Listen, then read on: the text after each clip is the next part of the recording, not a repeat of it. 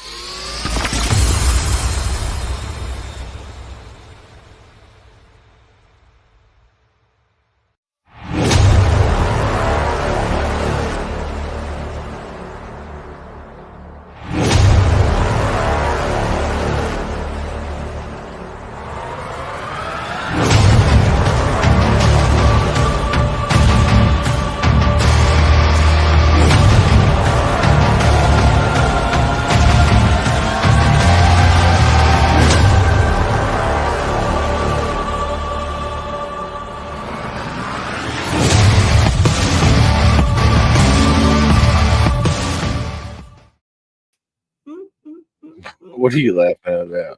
Welcome, everybody, to a Tuesday edition of HomeFront Sitrep. How is everybody doing?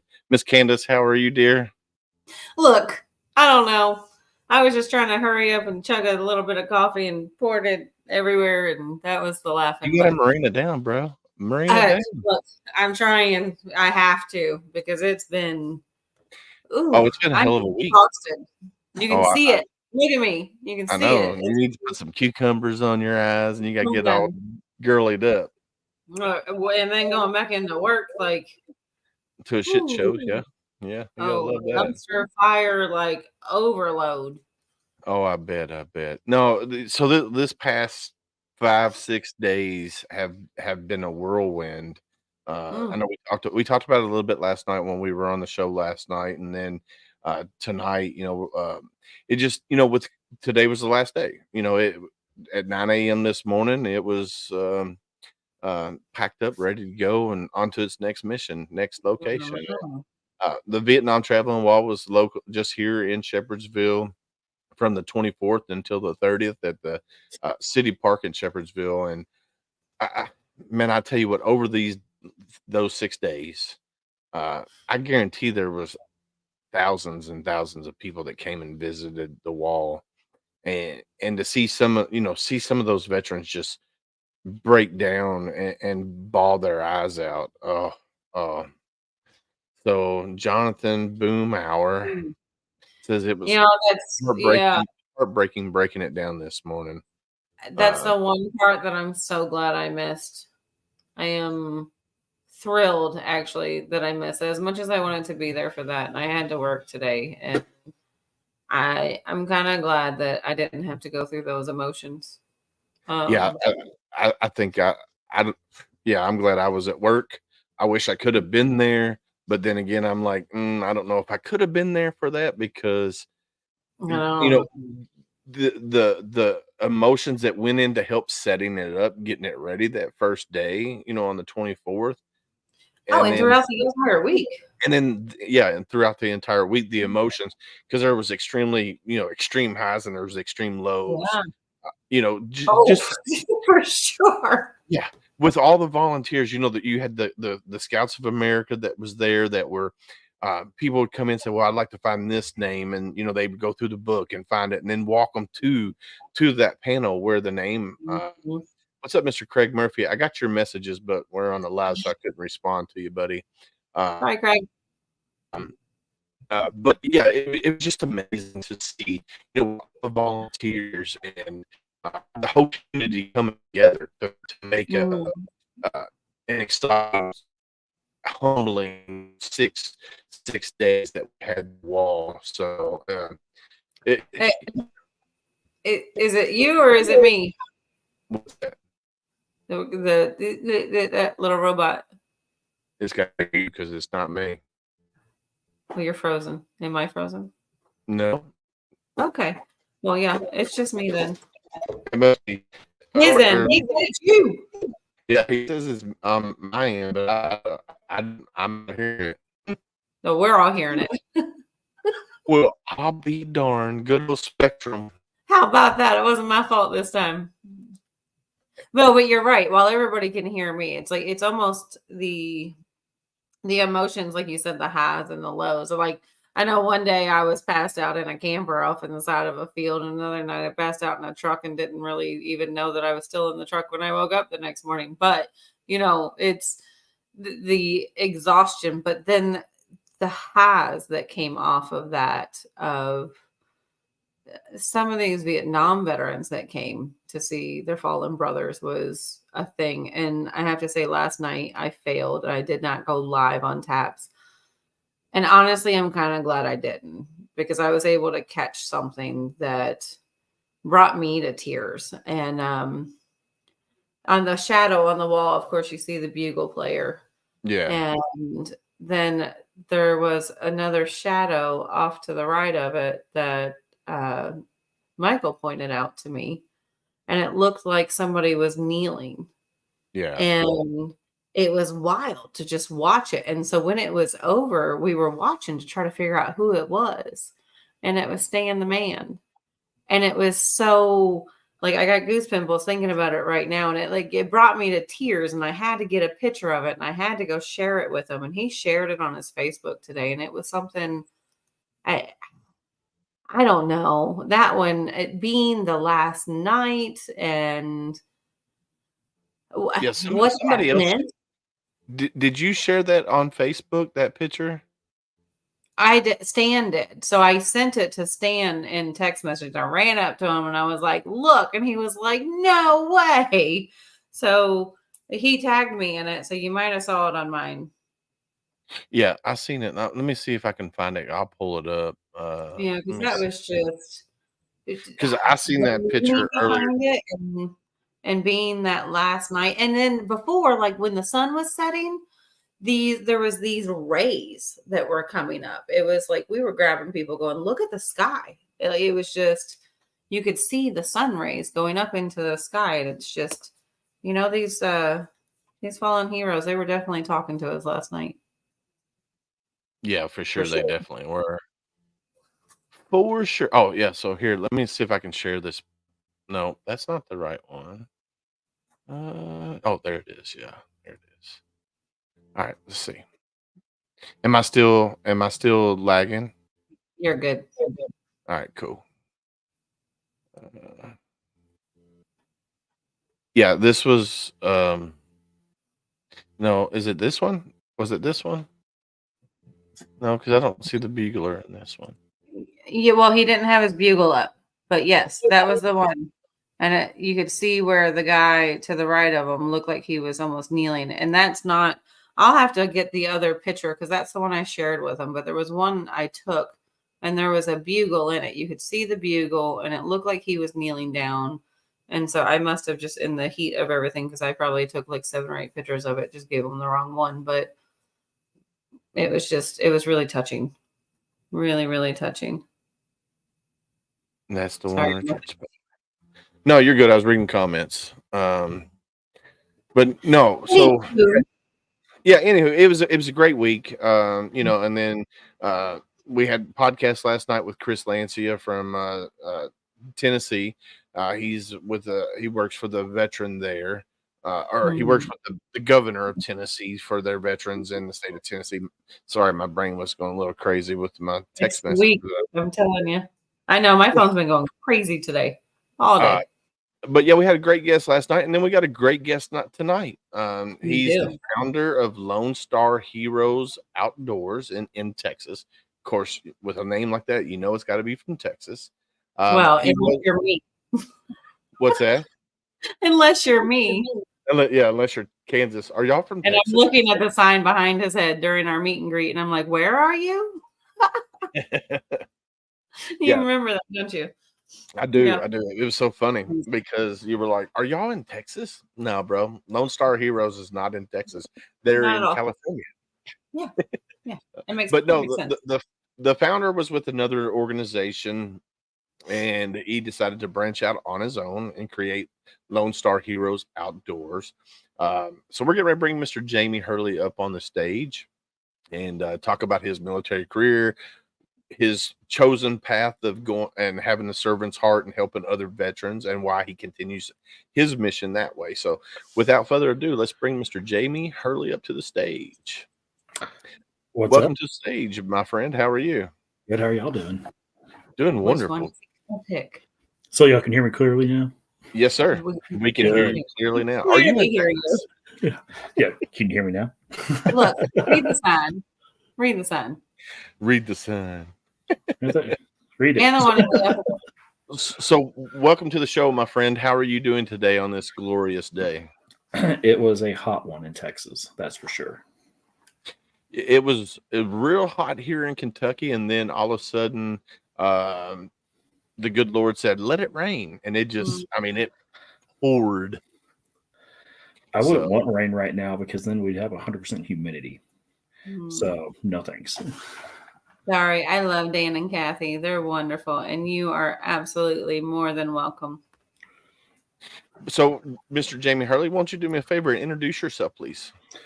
Well, I'm Jamie Hurley. I'm the founder of Lone Star Heroes Outdoors and now Oklahoma Heroes Outdoors. We branched out to Oklahoma, and we're a registered nonprofit that takes veterans and first responders on free or low cost hunting, fishing, and outdoor trips. The whole goal is to show them a healthy hobby. There's no better therapy than outdoor therapy, in my opinion. And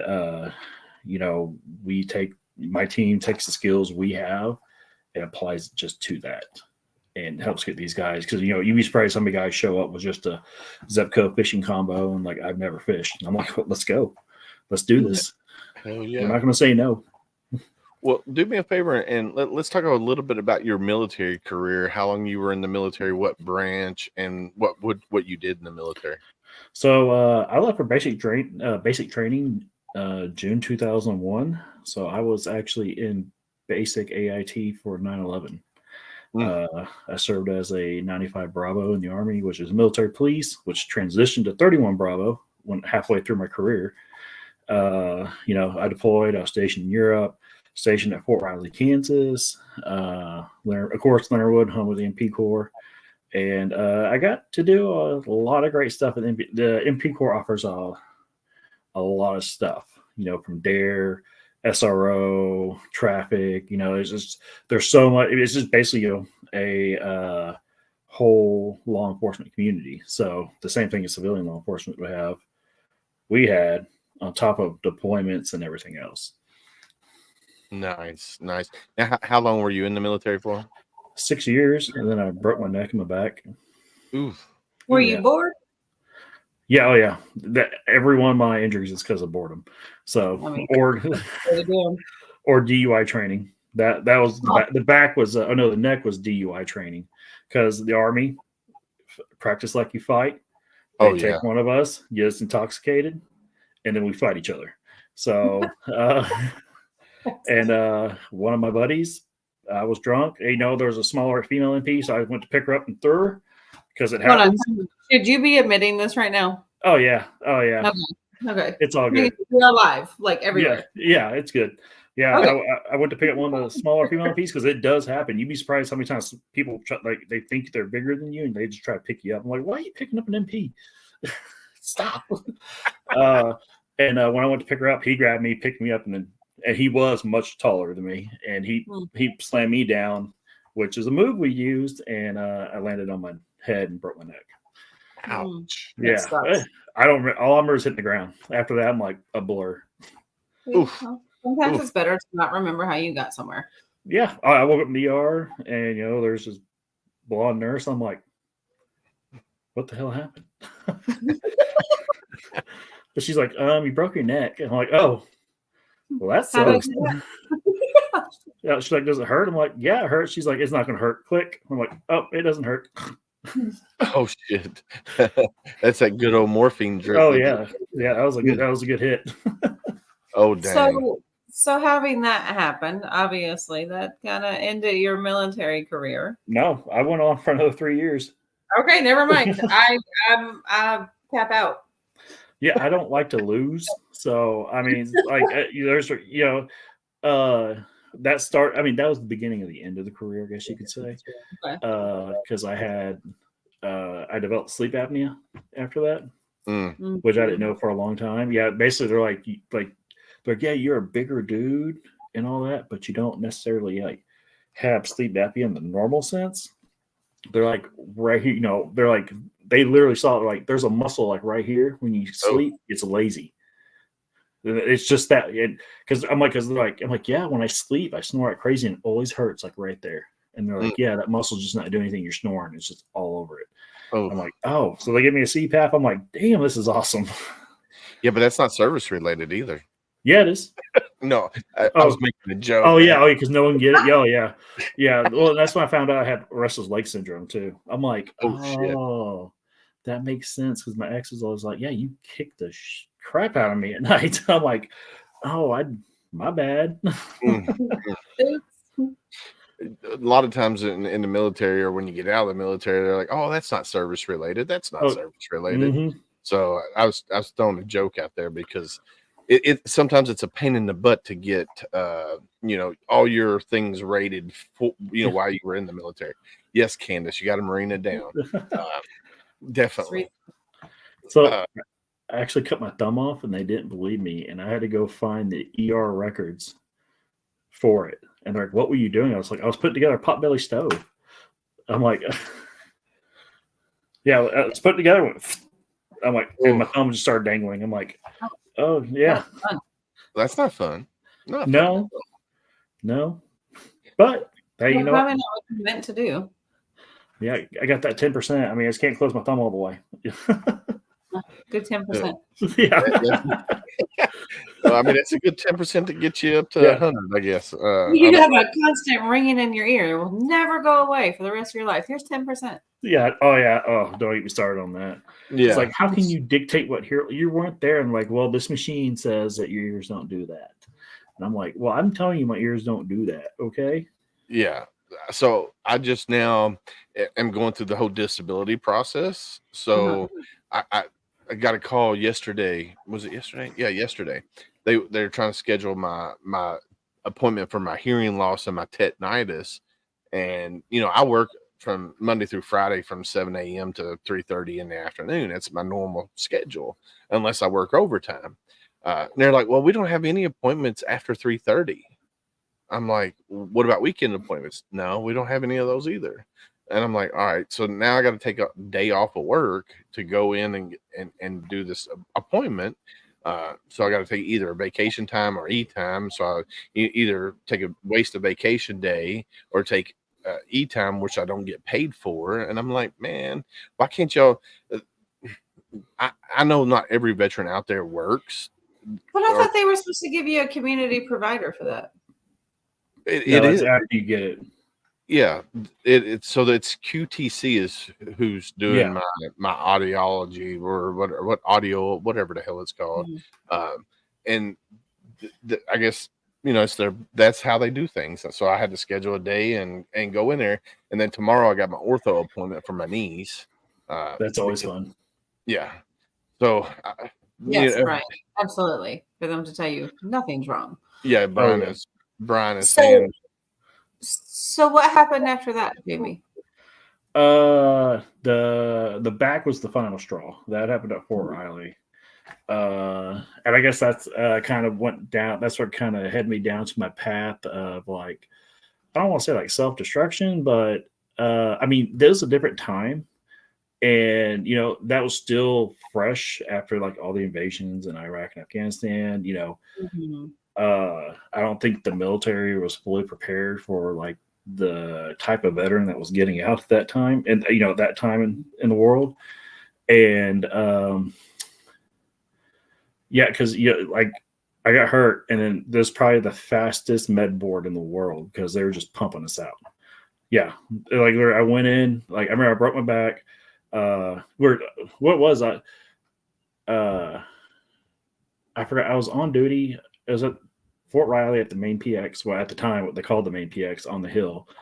I was doing something. We were on duty. And then next thing you know, like the AP security guards come out and go, hey, there's an active shoplifting in progress. And I'm like, oh, okay, well, I'm like, go ahead. The other MP I was with, he called. He radioed it in, and I'm like, I'll go grab them because we were literally standing right by their office. I saw they're leaving. I'm like, I'll just go grab them. So I did, and everything was fine and dandy. Went and grabbed them and took them to the security office, and then they decided to run, and the whole fight broke out. Shit. Yeah, and somehow I had one, and the other one tripped me, and I hit it was like a 1 in a million shot. I wasn't wearing a vest because I wasn't doing anything that dictated having a vest, and I hit my back on those bars to the door at the entrance. I literally, of course, I went full force into it, and it was a direct shot right on my spine. And then, so I saw some reservists because that's when they're pumping the reserves in and getting them trained up for deployments. I was like, sit on him. If I come back and you're not sitting on him, I will find you and take you to jail. And he plopped on, and I took off at the other guy. And then we actually had a dude that played for the Redskins who was an MP. I was chasing this dude down, slowly catching up to him because it was a teenage kid. And then this dude just comes flying by me, and he literally creates his own shadow anywhere he goes. And he turned around. That dude saw him running, and he just hit the ground, and that didn't stop him. He still plastered him across the grass. And so we got him back. So we picked him up, and we're walking him back, and he was complaining because the 300-pound dude just body slammed him. And by the time I got there, patrols were there, and I'm like, man, my legs are feeling funny. And then I just lost the feeling in my legs, period. Oh. And and it I forgot. I think it might have been MPI, the investigators. 2 of them picked me up, tossed me back to the patrol car, and took me down to the Army hospital. Oh, yeah. Then they pulled a needle on my leg, a long needle, and I was like, oh, and I'm like, oh, I didn't even feel that. They're like, yeah, something's not right. Something's not right. Yeah. So I went to MRIs. They put me in MRI, and I found out I was claustrophobic, which was odd because not too much before that, I was crawling through sewers in the complete dark without a problem. So then they had to send me on the local economy to an open MRI, and they're like, "Oh yeah, you are done." I'm like, "What does that mean?" They're like, "You're done," and I had a fracture, my C4. Oh shit! And, yeah, they're like, "You're done." So none of this is funny, right? None of this is funny, but the way that you explain it, right? But the way you explain it, I feel like he needs to be on a stand-up stage. Oh, that's not. I got way more stories there, but they are not appropriate for this podcast. Hey, this is a veteran podcast, and it's after 9 o'clock. You see my shirt, right? Yeah, I don't know who's watching. All adults and mostly veterans. We are all good, and they fully know what to expect on here. That anything is possible. You got to at least give us one inappropriate. This is not a PG show. No. Okay, so when the war, it was Iraq kicked off. Was that Iraq? Or Afghanistan? It was one of the two. I can't remember which one it was. We expected it. There's some people that didn't want to deploy, and we're trying to get out of it. And I was brand new. This is my first time alone on the road. There was a disturbed individual wearing a dress, and I'm like, okay, that can go either way. And when I got there, it was a dude wearing a dress. And when I went to apprehend him, he pulled out a women's pleasure device that was like that and swung it at me. And I was Where did he pull it out of? Where you think he had it stored? Oh, well, you said he had a dress on. They don't all have. But he had 2 hands, and it wasn't it was in him. It was inserted. He ripped it out and swung it at me. And it was like the Matrix. So I was like, all I remember is I leaned back and I just watched it go across my face. And I'm like, oh yeah. I'm like, oh yeah. And then another patrol just tackled him. And I'm like, whoa. Most of all the stories to tell us, I cannot wait to hear the rest of these somewhere. We are going to have a HomeFront Sitrep After Dark edition After one. dark. Yeah. With Jamison Hurley. Yeah. So what happened? Oh yeah. Hey, my ex. I guess my ex is watching, and she texted me. If I remember, sure, you said you're getting lunch at the PX, hence no vest. Boom. That's how it happened at the PX. I was on duty, but I didn't have my vest on. So thank you, X. Thanks, X. Yeah, thank you, X. What happened with the pleasure device? I don't know. I apprehended that individual and took off, so I did not have to touch it. I'm sure someone had to put it into an evidence bag.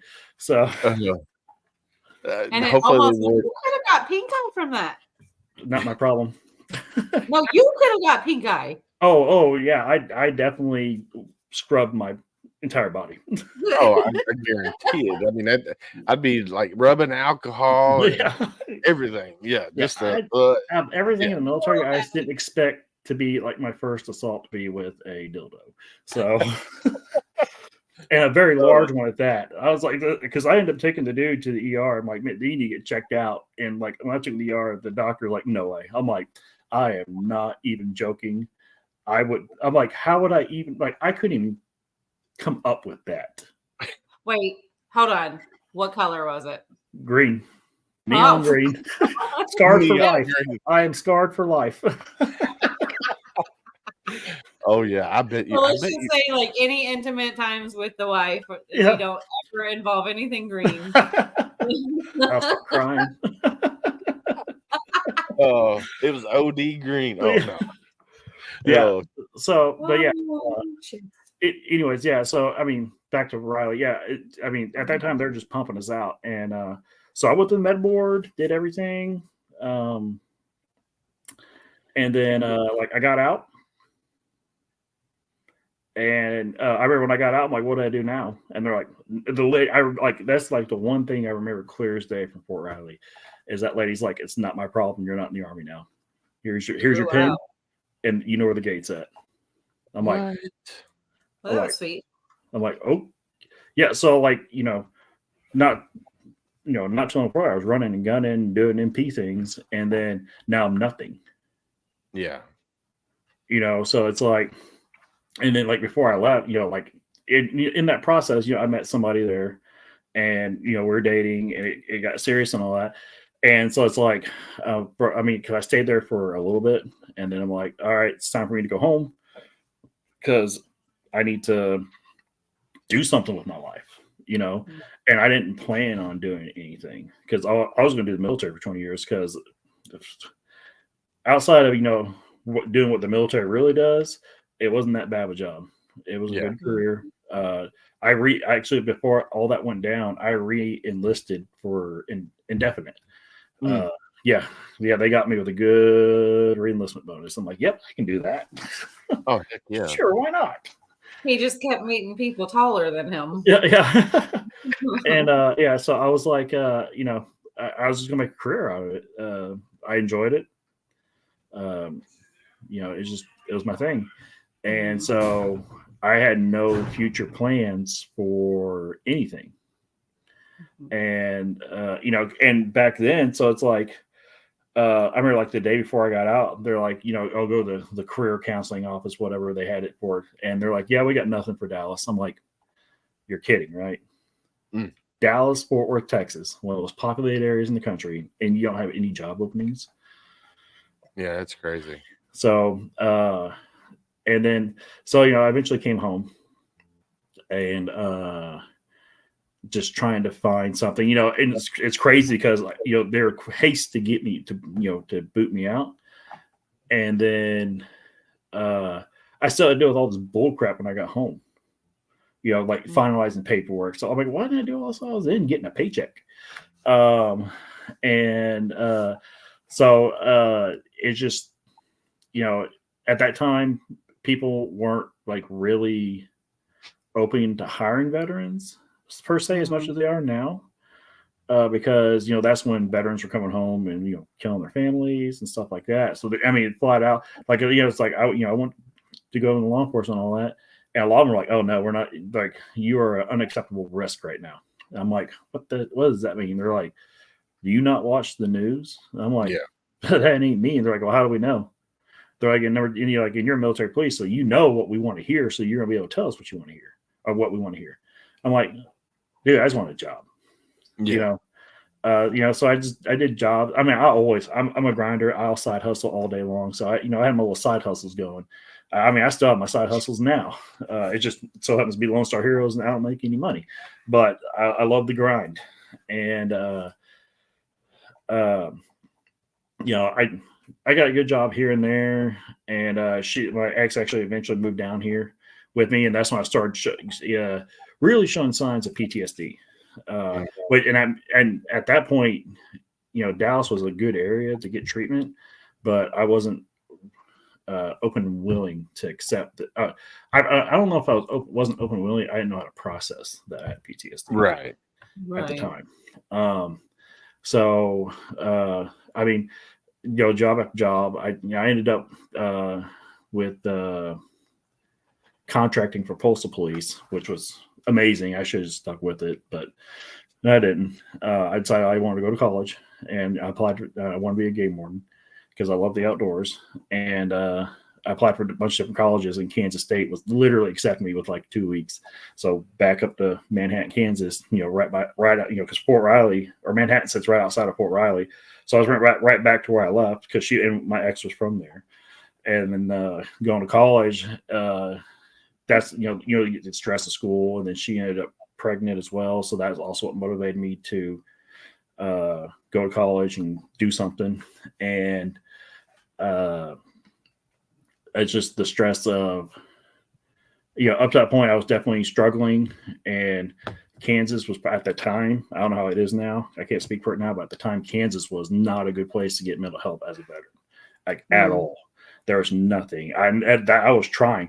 Like I had one counselor, but he was sitting there thinking that I had childhood trauma, and I'm like, no, I didn't have childhood trauma. If I did, my uncles would have killed it. So that's just the way it goes. So, I grew up with a very tight family.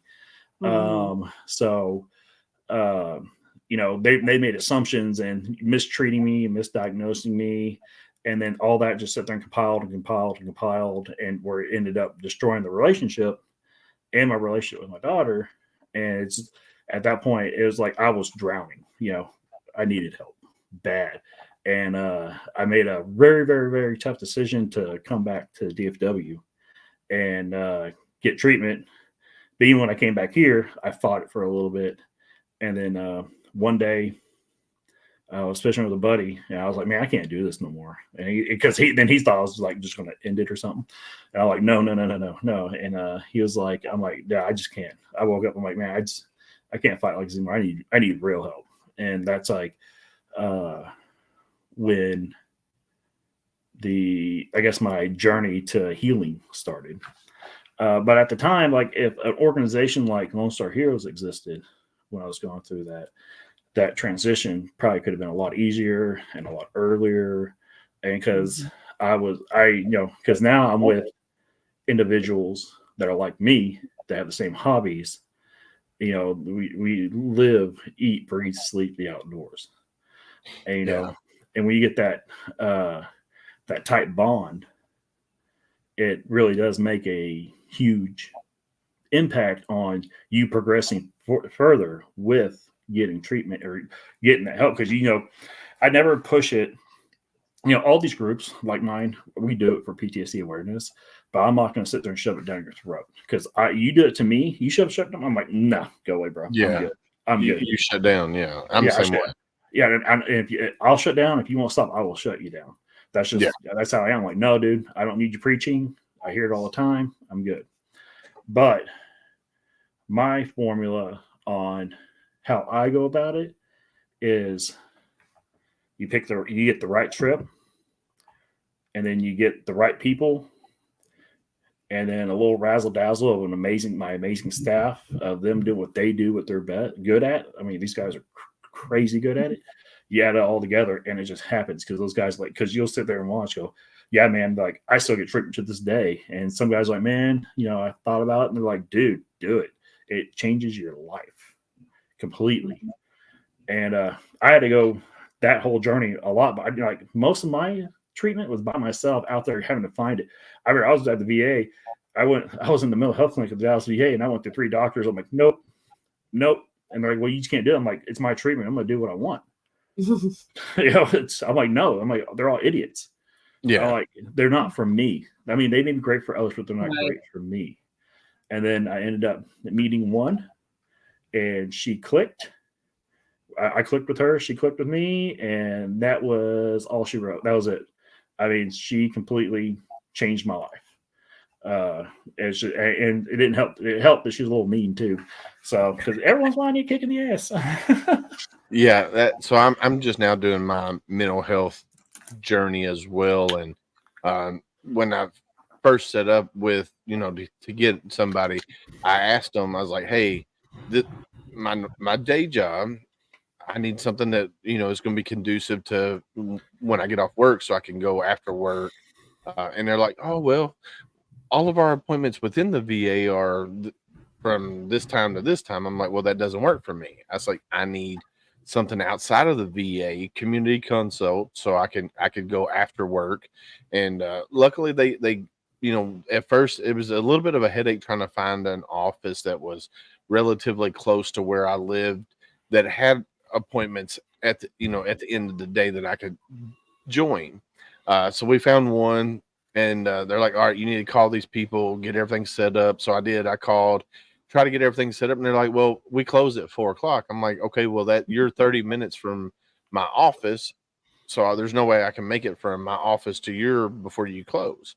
So I had to call back in the community consult, and they had to find somebody else. And luckily, we found one. And so far, the doctor. So I had my initial doctor. He was an older gentleman, but he just was not very good. So I was like, all right, I need somebody else that is familiar with kind of what I'm going through or what I've been through. And they're like, well, we have this one other doctor that's familiar with PTS cases and stuff like that. And so they put me with him, and he's been pretty good so far. I mean, he understands. He's not a veteran. His dad was military, so his dad was a Marine too. So he kind of understands some of the stuff that I went through just because of his dad. His dad was serving when he was young, and he saw his dad go through his PTS phase and stuff like that. So he gets me to a certain extent. Being a civilian, it's hard to sometimes understand the PTS that we go through as veterans, and but for the most part, he does really well. Does he have a bowl of crayons in there for you? No. Yeah. I don't see with me, I just went through so many doctors and went through so much that I don't I never felt like having a doctor that was prior service was crucial.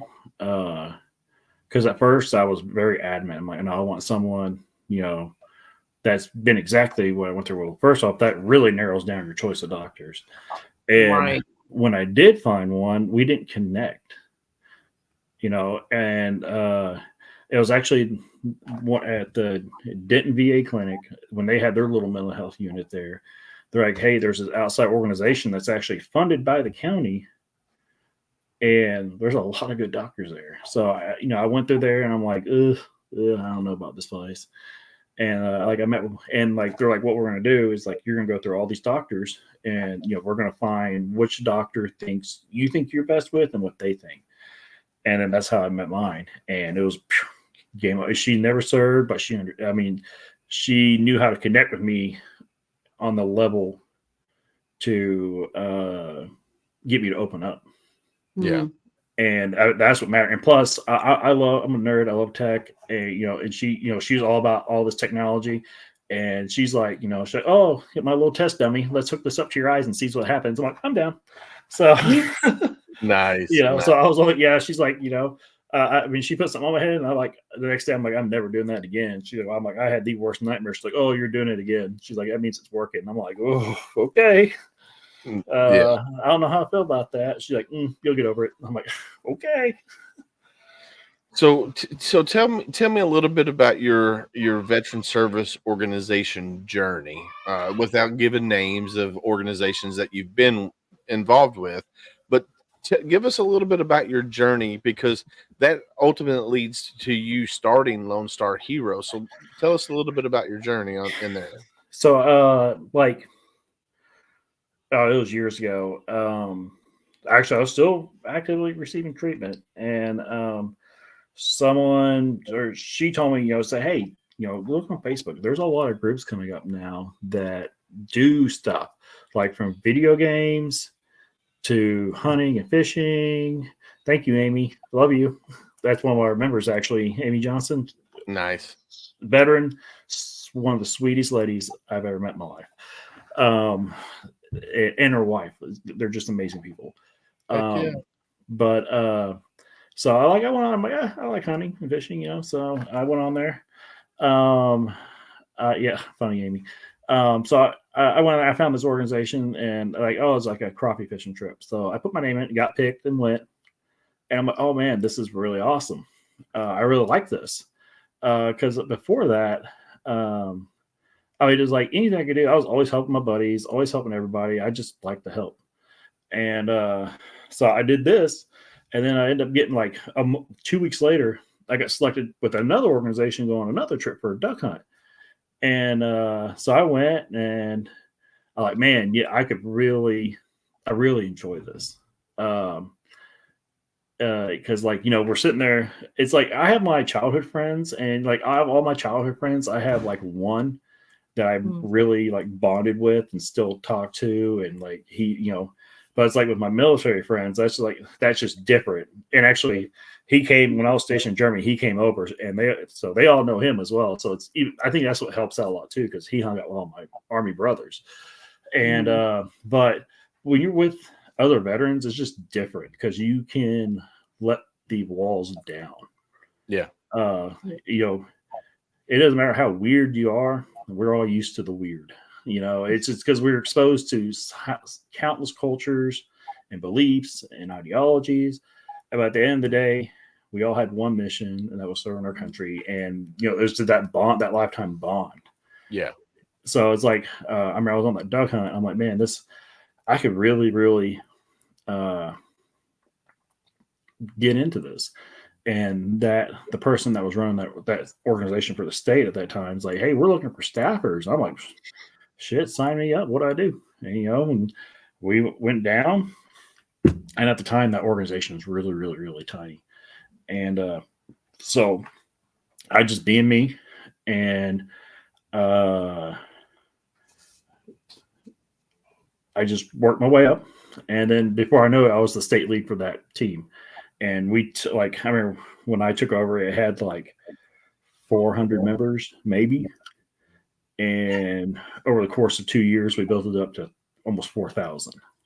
Wow. And like when I do something, I'm all in.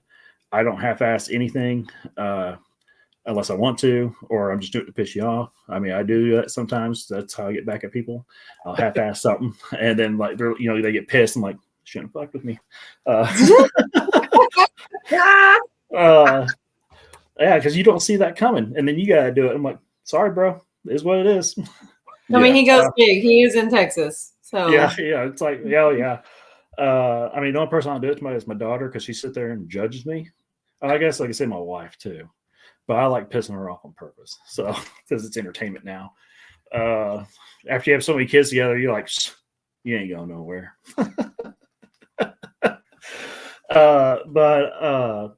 Yeah. And then I just worked my way up through it, and eventually became like the national lead. And I'm like, there's just a lot of things I just wasn't feeling it. And, it gets too bureaucratic at the national level. Well, it gets bureaucratic if you let it get bureaucratic. Yeah. And what it is you have people in there that think they know what they're doing. They don't have a clue what they're doing.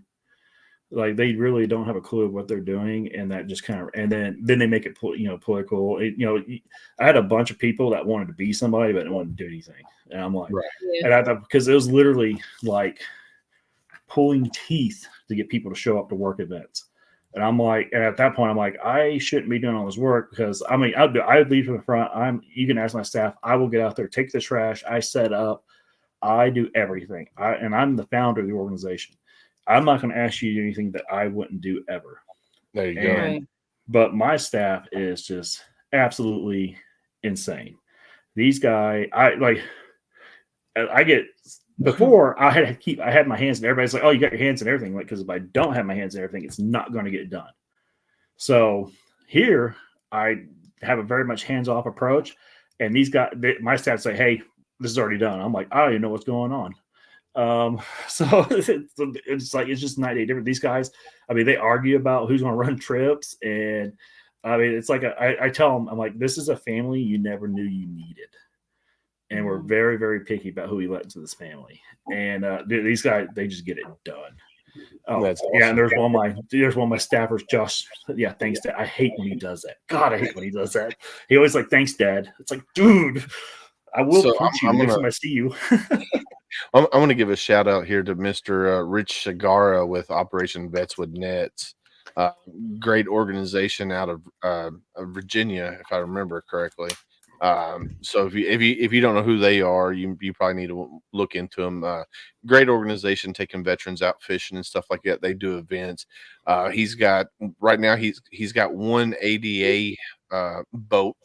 So he could Okay. take, veterans out that are in wheelchair that uses wheelchairs and stuff like that. So he's working on a second boat as of right now.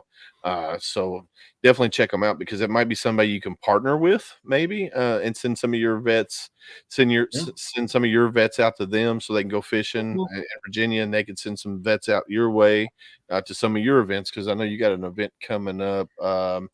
Looks like in November, if I remember correctly. Yeah, no, Oh, yeah, Veterans Day. oh, The duck hunt. we got way more events than that. We just haven't posted them yet. We So need to that's our big duck hunt with Sotex Outdoors. Pat West Jr. He's the owner of Sotex Farms and Sotex Outdoors, and he's an Air Force veteran. He was a C-130 pilot, and when you meet him, you would never ever in a million years guess that because he literally looks like he's from the set of Duck Dynasty. So Oh, and acts like him. And so every year we don't deserve him. He is an amazing human being. But I mean, he's always helping us out with fundraising and trips. But his thing every year is a giant duck hunt on veterans. Because in Texas, we got a veterans open weekend for duck hunting, and so that's when we go because you don't have to worry about 9,000 people sky blasting and all that. nice. So, but yeah, we got a family fishing day coming up in September. And then it's dove season, and we haven't posted the dove hunts yet, but the dove hunts are coming. So Yeah, like we don't always do free trips. We do low cost trips as well.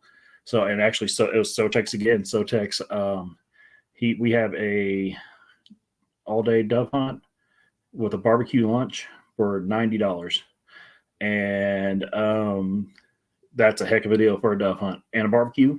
And barbecue lunch, sign me up, son. I'm yeah, there. I'll be there. So that was another question. Like, when you bring vets from out of state to your events, Mm-hmm. how much cost does the vet have to incur? I know you do some free events and stuff like that, but like, if you got a guy coming from Maine, and he's coming to Texas for one of your duck hunts, what would it cost him there? So how we do it, I mean, I like to do the simplest way possible. I mean, so all they have to pay for is getting there. Once they get there, it's all on me. Nice. So because I like to be able to simplify things as much as possible because I want to take all the hard work out of this trip for you because I want you to enjoy it. The hard work's my job. There you go. And my staff's job. So you figure out how to get here. Once you get here, you got nothing to worry about. I mean, sometimes, yeah, I might have to put you in a cheap hotel because some of these areas, a cheap hotel is all there is. So I've stayed at plenty of hooker hotels across the state of Texas. It just is what it is. Sometimes, I'm like, I don't want to sleep in the back of my truck. And I look at the hotel. I'm like, you know what? It's better than the back of my truck. So you just hop in and do it. But it's like we try to. Well, you get cold. Oh, it will. Yeah. But he just stopped mid sentence. I know. Mind your business, Jamie.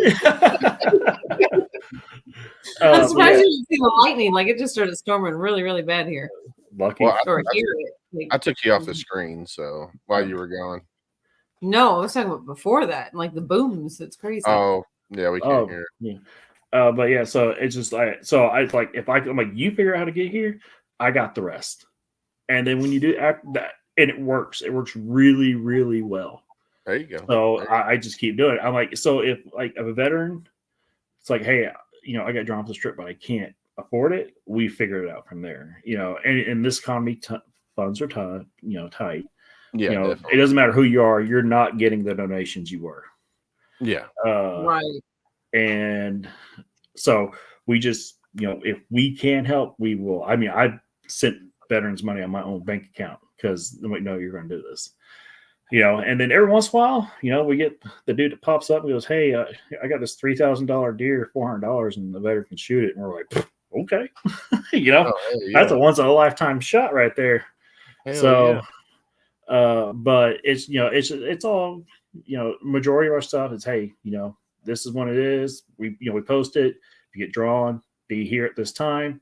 They show up, and they don't have nothing to worry about.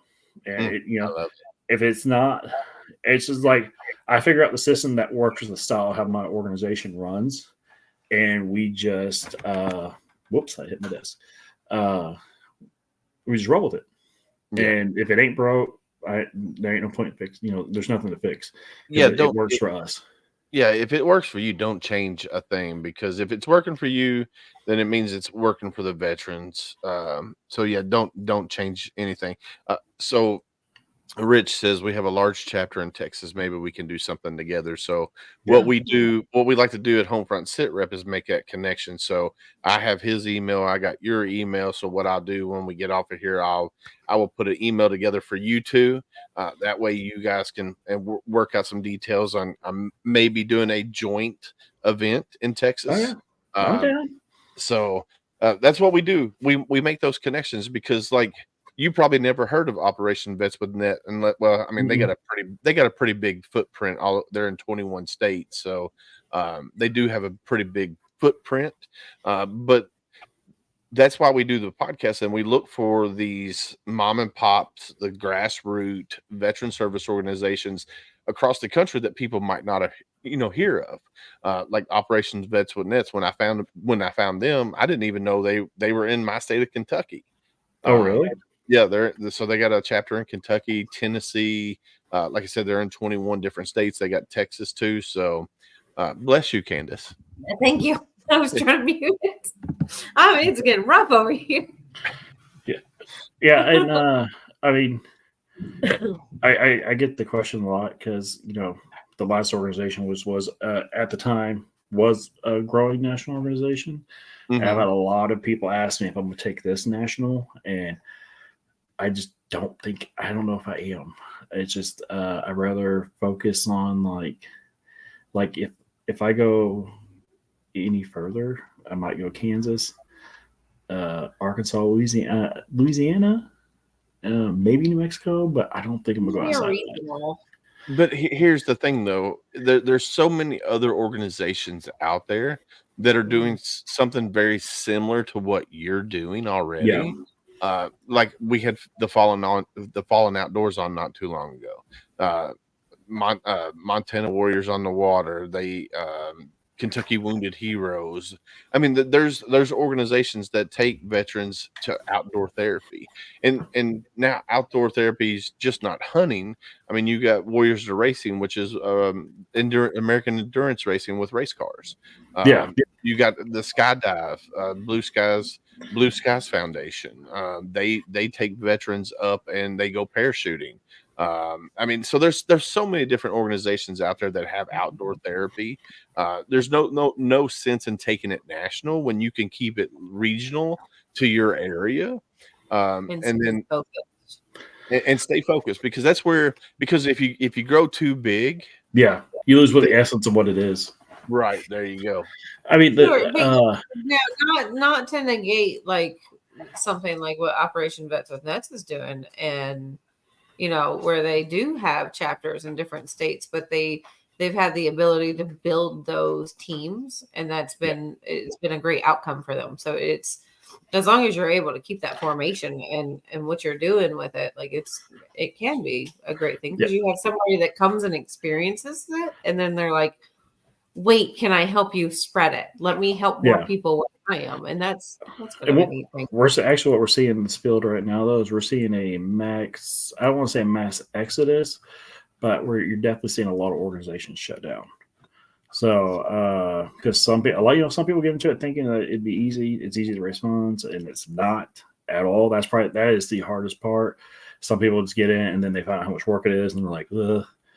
Some people, owning a nonprofit, you can take yourself you can pay yourself. So, some people use it for, as a livelihood, which is fine and dandy as long as you keeping true to the mission. But I like to tell our guys, there's many like us, but no one does it like us. And, because some people are like, hey, I want to, I'd like to start a chapter of you and, this state. I'm like, I don't know. I feel we'll lose the essence of how I built the organization.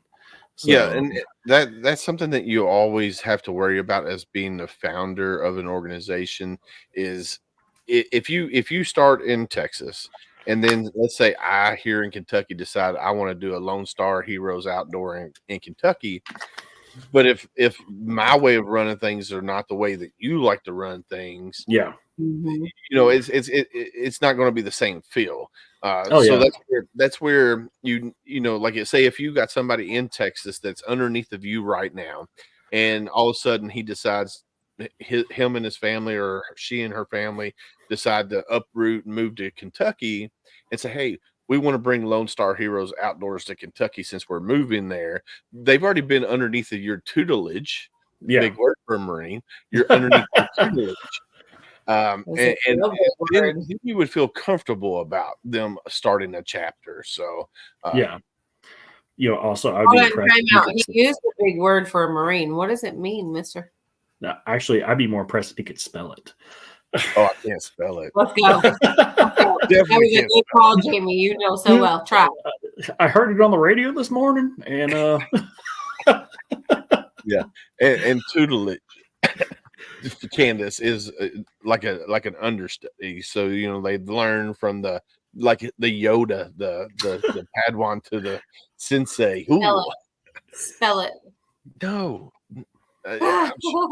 grab your crayons. Yeah, here, let me go. No, I'm good. But no, yeah. So no, keep it. And a lot of organizations, what happens and why there's a downfall and people start taking money from organizations and stuff like that is because they grow too big too fast. Oh yeah, I fixed the money problem from the very beginning, and the easiest way to fix the money problem is nobody gets paid at all ever. Yeah, right. I mean, I've been talking to grant writers, and of course, they get paid, but they write their fee into the grant. Yeah. So that's fine and dandy. If you're going to help us raise funds, by all means, take money. Yeah. But it's just, and all my guys just do it. And a lot of them want that, because we can get a tax write off for fuel and all that. That's all they really care about. But the biggest drama is always money. I'm like, well, if you just, like I said, I always find the easiest route, the easiest way to simplify everything. Nobody gets paid. And I've had other people come like, you're dumb. You own the organization. I'm like, dude, I don't do it for the money. I do it because I've been that veteran that was like really close to saying, screw this and exiting. And so from now on, my whole life is going to be, outside of being a father and a husband, is going to be to this. And I'm really good at it, and it's not me that makes it. I'm really good at one point, and then it's the rest of my staff that fulfills everything else. Because I got two great team leads. Tomas Acosta is Oklahoma Heroes, and Cody Daly's Lone Star Heroes team lead, and they do their thing, and they're really good at it. And then they have their co-leads that really good at their thing. And then we got the staff who's really good at their things. And have your partner with a veteran-owned bourbon. I have one that's looking for penny. I don't drink because I'm a moron when I drink. So I do really stupid stuff, but I am down to partner with a bourbon company. Yeah. So this is one of my kids that my daughter grew up with. Okay. Well, Jacob, he was Navy. All right. He was one of those sailors. Well, Jacob, you can email us at homefrontsitrep@gmail.com. And we could definitely talk about that because we have had some veteran bourbon. We had veteran scotch on here. We would love to talk about partnering with a bourbon company, and I'm sure Jamie up here as well. Yeah, I would love a Lone Star Hero cigar and a Lone Star Heroes Oklahoma Heroes bourbon. Hell yeah. So just saying. So Jacob, if you have Candace's phone number, you can reach out to her, or you could probably get it from Becca, or you can email us at homefrontsitrep@gmail.com. Jamie, you want to give him your email? Lone Star Heroes Outdoors at Gmail. There you go. Take your piece, Jacob. So you can reach out to both of us. We can definitely look into that. I love bourbon. I'm from Kentucky, so I love bourbon. I grew up in Barstown, where 90% of the world's bourbon is made. So yeah, definitely hook us up. Yeah, I'm saying, if you know about makes a cigar, I do love a good stogie every now and then. There you go. So I got one from the mayor of Shepherdsville. I don't smoke cigars anymore. I used to smoke them all the time, but I don't smoke them. And so I'm gonna have to put it down here. I haven't brought it down here yet. And but no, I loved a good Cuban back in the day. You know, good Cuban cigar. When I was in Haiti, they would bring over boxes to the base, and we smoked Cubans the whole time we were there. And my XO at the time, I'm not even going to say his name because I'm friends with him on Facebook, and if he watches, he'll. But anyway, he got like 20 cases, right? That he got, and I'm talking about the small cases. And he decided to. Yes, Candace, can you put our emails in there, please, for Jacob? Yeah. Because he said he stepped away. But anyway, so he put these Cuban cigars in the QuadCon because he thought he was the XO and nobody was going to look in his QuadCon, right? So the day we were getting ready to leave Haiti, customs comes to the base, and they popped all these QuadCons. You know, we had like, I don't know, about 20 QuadCons that had all of our gear and shit in them, and they popped up his and the company commander's QuadCon, and they pulled out 20 boxes of Cuban cigars and says, well, you can't take these back. So needless to say, he got a slap on the hand, but it's still, you know, he was just still trying to sneak them back. So. Hey, you know what? This is the perk. Everybody, you can talk crap about MPs all you want, but guess who runs customs? MPs. Yeah. We never had problems getting our stuff through. Did you wash that truck? Hell no, I didn't wash that truck. Just pencil it, bro. It's Lone Star Heroes Outdoors at gmail.com. Oh, well, hey, Bill. Yeah, well, I have a knife maker, and he's on here watching. He said, Jamie, Laura says she can start making cigars. So Mad Marine Forging, I like to use a lot of veteran companies. And I worked with him at Peterbilt, and to deal with his, PTSD, he makes knives. And I wish, no, I don't have one. Oh, I do have one. Hang on one second. I got to show you this. Awesome. I'd love to have a knife. Tell me again, Willis. That was way too many words. Lone Star Heroes Outdoors at gmail.com. Thank you. You're welcome. But yeah, Jacob, we would love to, sit down and talk with, reach out to us. I would love it. And a matter of fact, my mom, I don't know if she's still on here or not, but she has my bottle of Southern Cross bourbon that I got from Crux Distillery. Yeah, we'll do a live tasting. So, Mad Marine, obviously a Marine, because y'all get creative with y'all's names sometimes. Yep. Great guy. And this is the K-bar he made me. Ooh, that is pretty. Yeah, it is. It's polka dotted. Look at that handle. Oh, I like it.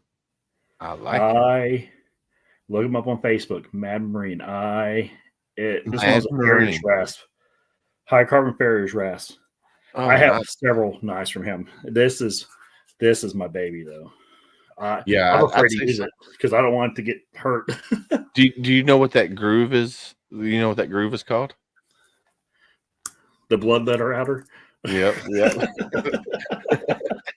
The blood groove. That's the blood groove, bro. That's the blood groove. Oh yeah, well, right there, made from a Farrier's rasp. Yep. Yeah, look at Mad Marine, dude. I have a skinning knife from him, and it is yet to be sharpened. And you say he's on Facebook? Yeah. Yeah, Mad Marine Forging, Valley View, Texas. Mad, like MAD. Yep, mad because you're all angry. No. Not the correct term for It's a funny. It's called Mad Marine, and he's literally one of the nicest guys. Well, I just followed him. Oh, there we go. Yeah, I just followed you, Mr. Harrell. Don't I'm gonna have to add you as a friend as well. So don't look at his Facebook. You'll go broke and end up divorced. well, you know, He's gonna do that just running a podcast. yeah, just do the podcast. He don't have to spend money. Yeah, you'll spend. Guy, he'll make something. I'm like, yeah, you know, and but if I don't, my staff will, so it's all good. Nice. Let's see what is his. I'm looking at. Oh, he's not on Facebook. Okay. What? Hold on. Yeah, he just uses his profile, his Mad Marine. Who'd you follow? Right, he's talking. Hey, I will say he is. Hey, how are you talking? Yeah, he's talking on us. Unless he was saying something else. I don't know. Oh, that's weird. I don't know. Yeah, he is not. He is, and he will openly admit this. He is not good with technology in any way, at all, ever. So he's doing just fine right now. Yeah, or it could be his wife using it. I don't know. But yeah, so yeah, he's terrible. But yeah, but like it's guys like him. Man, I couldn't do what I do without him. So we got a lot of good support behind Lone Star Heroes right now. And that's why I really like keeping it regional, I guess you could say. Yeah, because I work with Guggen Squad. I mean, if you're into fishing, you know who Guggen Squad is. I mean, they got over 1 billion views combined on YouTube, and they throw down for us so much. Bass Mafia, and then I work with a lot of companies out of state. I work with Camo Dust. They're a scent blocker from they're out of Arkansas. I got Ugly Buck in North Carolina. They're minerals and attractants for deer, and it's like cocaine for deer and cows. Hell, I had more cow pens bust over because of this stuff than deer. So, but yeah, we went way off track. No, it's good. That's what we do. That's why I was just like, hold on, where were we? Yeah. Hey, I'm just saying. It's been a really long week, and I don't think we can keep up, anyways. But like, with Zoom, there's this girl. I mean, how your sponsors have Mountain Dew baits? Oh, that's pretty cool. It is. Oh yeah, I had to buy a case of Mountain Dew to get it. Yeah. So Guggen Squad teamed up with Mountain Dew, and then Mountain Dew wanted their own baits, and they got them. Nice. So I wonder if they taste like Mountain Dew. Try it, Maureen. Well, I don't. He's not. Order a case of Mountain Dew and try it. They don't smell like Mountain Dew. I can tell you that. It smells like Guggen baits with that swamp sauce on it. It would have been funny if you pulled one out and started like chawing on it. Oh, I chaw on these all the time. Because like I'll use I would be tube fishing, so I take one of their worms, I bite the worm in half and slide it in the tube, and put it in there. I like the way their salt tastes. It tastes pretty damn good. Nice. Nice. So Josh says put those away. He's still. Oh upset. yeah, he's one of my he's a Guggen fan, and he didn't get those because he's like, oh, I'll grab it tonight, and they only released 1,000, and they sold out in a few hours. Oh dang. Yeah. So you should have grabbed them when you had the chance, bro. I went back to order them. They were gone. Oh dang. So I was like, oh yeah, I felt bad for him because he is. He's a great staffer, and he is a true fan of the Guggen Squad. And I got a bunch of their baits and stuff up there. So I even got stuff. I got threatened if I showed it. So I'm like, no, okay. you're good. So I was looking on your website, and you got this raffle coming up. And I know with Facebook Gel and YouTube, if I show a picture of a GUN, I'm not even going to say it, but a GUN, I could get blocked or banned or whatever. So I'm not on Facebook Gel. Yeah, go to Facebook Gel. So you got a raffle coming up as well. We do. If you want to go to their website, which is Lone Star Hero, can we talk about it? Can I tell you what it is? Yeah. Let's talk about it. Okay, just go to Lone Star Hero. LoneStarHero.org. That's our website. Also our link tree. Hey, Josh, if you're still on, find our link tree and put it in the comments if you could. And he's actually my backdoor guy on the podcast. So Nice. yeah. That's what I'm gonna start calling you, Willis, the backdoor guy on the podcast. It's good. I think he likes it. I think he likes the name. It hit home. He's like, "How did you know?" No. Thanks, Jacob. So we added a pistol. Josh, don't say. Well, text me. Don't what it is, show a Josh. picture. Don't put it in the don't comments show either. a picture. But so the grand prize is a custom built 224 Valkyrie AR from the Boar and Barrel here in Crum, Texas. They're one of my supporters as well. Every year I go to him. I say, "This is how much I can spend," and he go, "Dude, this guy lives, breathes, sleeps guns," and he just goes ballistic on it. So, that's the grand prize, and we got tons, and we got more. I need to add because we just teamed up with Puna Camouflage. Mhm. Oh my god, they make some high end stuff, and it's actually affordable.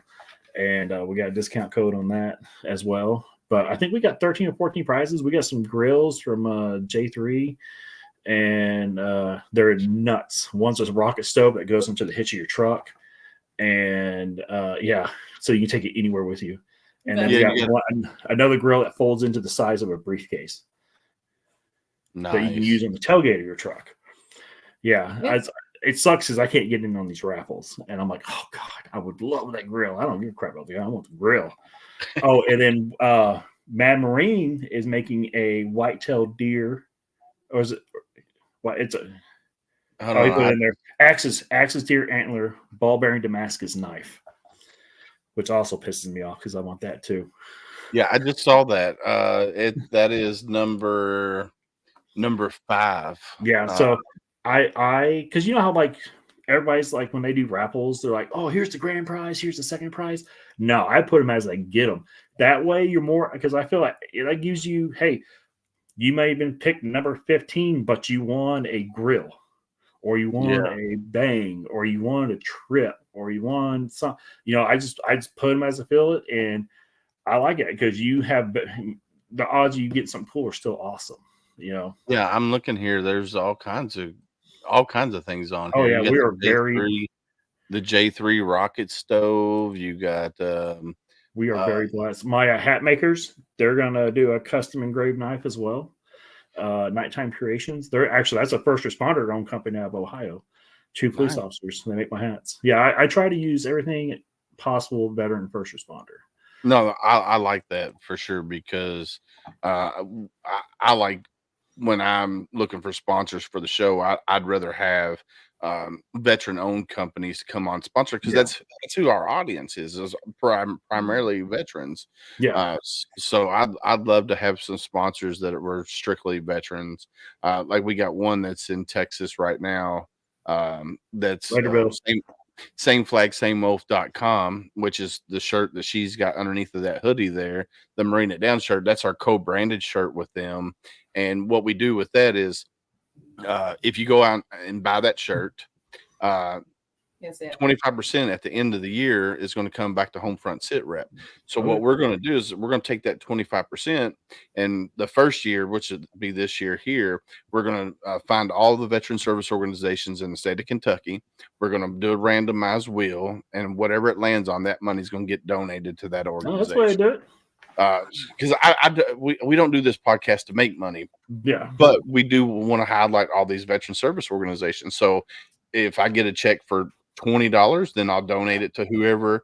If I get a check for $1,000, I'll donate it to whoever. So if you want, go to sameflagsameoath.com and you can order the Marine It Down shirt, and we can help a veteran service organization in the state of Kentucky, whether it be Kentucky Wounded Heroes, Camp Hero Kentucky, Active Heroes, Dogs Helping Heroes. Camp Hero with Roscoe. Yeah, I love Roscoe, man. He's my brother, man. He is my brother from another mother. So when I first started this podcast journey, we took a weekend trip up to Camp Hero with a bunch of veterans, and had a great time. I mean, we got to shoot on the range, we got to go exploring in caves, and because this property butts up to Daniel Boone National Forest. Yeah. It's a beautiful piece of property. So, thank you, Mr. William Harrell. Lost you there, Jamie. Your camera's I'm here. I just turned it off for a second. Oh, okay. I got you. You don't have to do that. Okay. So I stopped smoking cigarettes. Yeah. Which was probably one thing I never expected I'd do. And the way I did it was vaping. And I just bought 2 vapes, and they'll probably last me a month. All right. Well, you don't have to shut your camera off. I'm just going off. No, it was great. You shut it down here. Yeah. I was like, okay, you got the dildo out of the guy. It's great. Wait, what color is the vape? What color is the vape? It better not be neon green. No. Blue and yellow make. Neon green. No, it's orange. It looks yellow. It's called orange. It's called Orange Freaking Fab.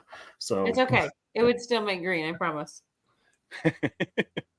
So, all right, let's get back on track here a little bit. Yeah. So, if you go to the website, which is right here, LoneStarHero.org, if you want to donate, there's a button there you can donate. Yep. They also have a Facebook page. You can go find them on Facebook. And every penny, literally every penny raised, like it goes, we're 5% operating costs and 95% goes to the members to rate trips, because like sometimes like we'll get opportunities like, for a low cost hunt, and I can buy it down a little bit. So it's even cheaper for them to do it. If I, the funds are available, I'll buy the trip down a little bit. So it's cheaper on the members to go. So here's what, have you ever thought about doing like one of those airline credit cards, I'm talking about, so you can get the points for mileage, like so you can. I say credit cards. Yeah, I'm saying I'm very anti credit card now. I mean, it's like at the end of the day, it's like after you spend all that money, it's like, oh, I could have just bought the ticket. Yeah. Well, I mean, if you buy a plane ticket, you still get miles for it, and then you can utilize those, especially if you do some traveling, like if you travel a lot. And because like the wife and I, we got a Southwest card, and we there for a while we were doing traveling all the time, so we would use our Southwest card, and then we would fly. Like my wife just went to Clearwater for the weekend.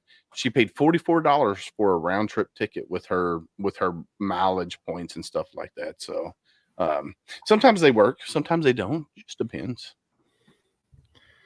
Oh yeah, it's I don't. I mean, in this realm, like, well, not this realm, in this like today's society, I just try not to use a credit card. Yeah. Especially with the cost of living right now, it's just you spend more on a credit card than you make in a month, so it does get crazy. Yeah, it's just and I tried to be good with my finances, and I definitely never want to put the organization in a predicament. So if we don't have the funds, we don't have the funds. It is what it is. No, I like it. I definitely do. I definitely like it, my friend. At the end of the day, it's my job to protect the organization. So, yeah, definitely. So you host a podcast. You just started your podcast, which is super cool. Yeah, thanks to you. Actually, you put us in the right way, because it was literally just getting it off the ground. I didn't know how to, and once you show me how to do it, I'm like, oh man, this is easy. So we, the Outdoor Warrior podcast, it actually would have been tonight, but we had this scheduled, so we moved it to yesterday. But we do it every other Tuesday. You can go to our YouTube channel, Lone Star Heroes Outdoors, and click subscribe, follow us. Yeah, and we interview a lot of our sponsors, and I mean, especially because we have people that work deep in the fishing hunting industry. So you can talk to them, like John Warren from the Guggen HQ. That dude does so much for us. And they really liked that podcast because it was a lot of what he does. And I mean, he's no stranger to my organization. And then like last night we had Lieutenant Dan Crapico. He's out of Sanger, Texas. He's a crappie guide, and I've been friends with him for a long time. And he does a ton for us.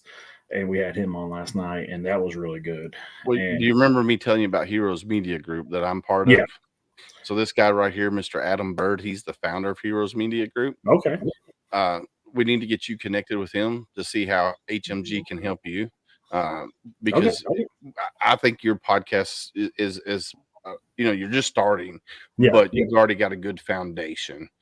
So HMG, what they do is they'll help promote your podcast. They'll help you if you need production. They'll help you do that. If you pretty much whatever you need, Adam can help you do that. Go have him go watch our podcast and see what he thinks. So I will get you guys connected as well. So that's two people that we gotta. So we need to get you connected with Rich Sagara from Operation Vets with Nets, and then Mr. Adam Bird as well. And then also I want to get you connected with Montana Warriors on the Water. Debbie and what's Debbie's husband name? I can't remember, but they run Montana Warriors on the Water. I think they'd be another great organization that you could probably partner with as well. So definitely get you connected there as well. Is there anything that we haven't hit on? Because I do have a hard stop here in about 10 minutes, if right around there. So. I mean, like the one thing I always like to like tell people, like I'm not here to tell you get help, but I hope you do. I mean, because a lot of people like I didn't tell y'all because I like recently reconnected with my daughter after 13 years. Last year, it was 2 years. If my ex is still watching, when did we reconnect? Because I forgot. She has no problem telling me. We talked to you about that in our meet and greet. Yeah, and it wasn't long ago. I think we reconnected a year and a half ago. Yeah, anyways, yeah, because I was that bad. I mean, I'm not mad at my ex. I love her husband. Me and him get along great. I have no ill will, no hard feelings against her family, nothing. And since we've been reconnected, her family's been great. Like even with my wife, they just openly accept my wife. They love her more. I think they like her more than they like me. But they, I mean, it's like people are like, man, I wish I could reconnect. I'm like, I never thought I would reconnect with her, but in case I did, I want to be the best me I could be. Right. So, I'm better than I was yesterday, and I hope tomorrow I'm better than I am today. Find your passions, find what you love, and do it. I mean, it's everybody's like, oh man, I can't put the ball down. Yeah, you can, dude. I put it down, and never touched it again. Yeah. Ever. I mean, when my father-in-law died, me and my wife shared a drink to him because we don't drink. Yeah. So, we took a Jim and Coke, it did taste amazing. I'm like, oh, that's it. And I haven't touched another one since either. So, it's do what you think best for you. That's all you can do, and find something you love. And everybody needs a hobby and a release. Find a hobby. Oh, release. Yeah. If it's video games, hunting, fishing, I don't care what it is. I mean, I have a Marine that makes candles. That's his passion. That makes sense. It's a Marine and it's wax. Yeah, well, that's true. I didn't think about that. Different colors. Hey, they smell amazing. Okay, like I would take a bubble bath. Taste amazing. They're like I smell them. Like, oh my god, this is amazing. We just found your sidekick, Willis. Yeah. No. But yeah, it's like it's my specialty is outdoors. It's what makes me happy. It's my release. Yeah. Find your this release. Podcast is my release. This is my release. Yeah. So you found your niche that you really enjoy. I don't get to have as much fun as I like to have because my job now is to make sure everybody else has fun. But that's my niche. I help you find, get your passion out there. And some people, I can't tell you how many veterans I've taken on trips and like, man, this is just not for me. I'm like, I'm glad you tried though. I'm glad you came out and tried it. Yeah. So now this ain't for you. So what is? And someone's like, I don't know. I'm like, but you'll find it. The thing is that last night, You tried it, and now you started that journey. So you may find it soon. You may find it in years, but don't stop. Yeah. Right. You know, One of the things I live by is be better tomorrow than I was today. That's something that I always live by, and because I'm always learning, I'm always growing, and you know, this journey that I'm on with this podcast and my VA journey and stuff, I'm working through my issues. And when I find other veterans that are very like-minded to myself, that always makes me be better, yeah. because I got to take care of myself before I can take care of anybody else. Look, you should always be your number one priority. Yeah. You should put yourself for anybody, because if you're not at your best, you're not the best for your family, your kids, your relationship, your marriage, your mom, your dad, your puppy. Yep. I had to learn that to put myself first. And once I mastered that, everything else is easy. Oh yeah, for sure. Yeah. For sure. So are you busy tomorrow night? Me? Yeah. Oh, So we have our tip of the spear monthly veterans roundtable. It's our monthly veterans roundtable with other veteran podcasters. You're a newly minted veteran podcaster, so I was going to invite you if you want to sit on the panel of the roundtable for tomorrow.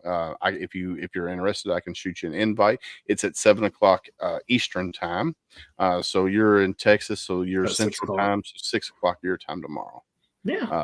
If you're interested, I should be able to make it. it's a good time. It's a bunch of us. Is it live? Yeah, so there's Triple Threat Vets podcast. Mr. Adam Bird, when he's able to join, he jumps on. Dexter Pitts with I Am Pitts podcast, Conversations with the Vet, Tab Bartley with Oath We Took podcast.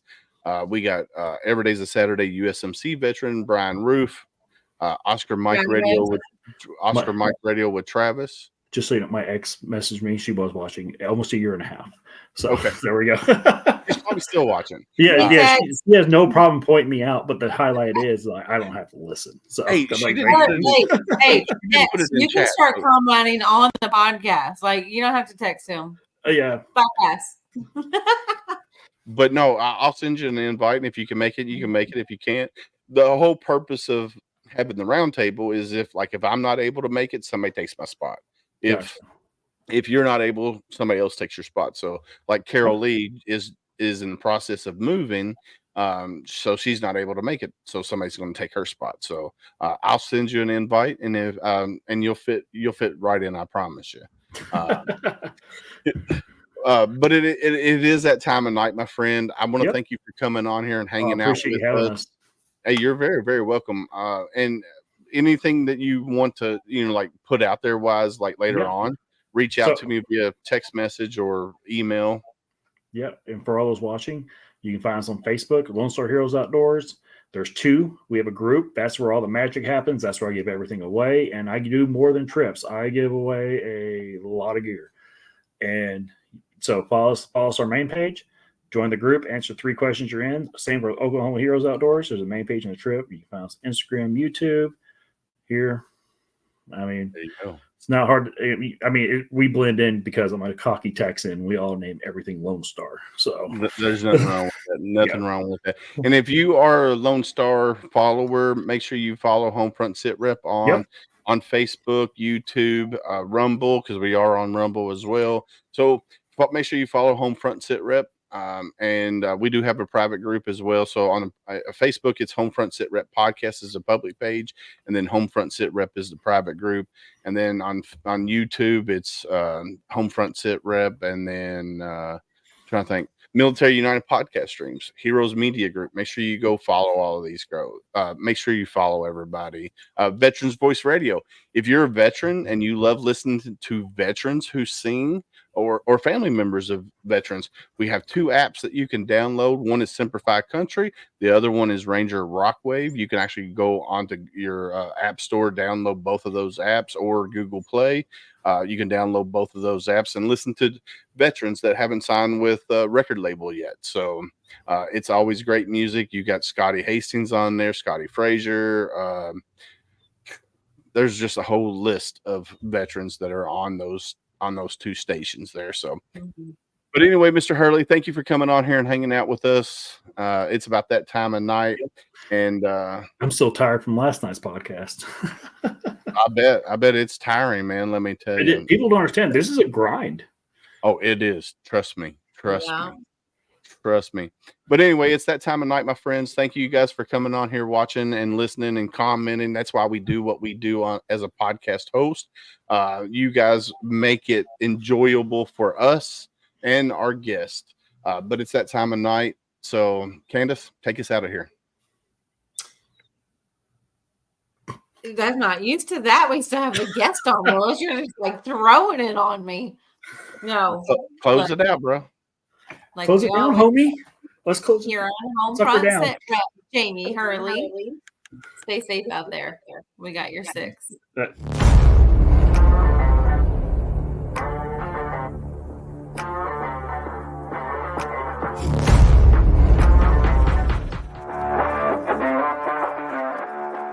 Thanks for listening. Hope you enjoyed the show. Suggestions and comments are always welcome. Cannot wait to have another great show with y'all. Don't forget you can find HomeFront Sitrep on Apple, Amazon, Spotify, or wherever you get your favorite podcasts. Stay safe out there. I got your 6.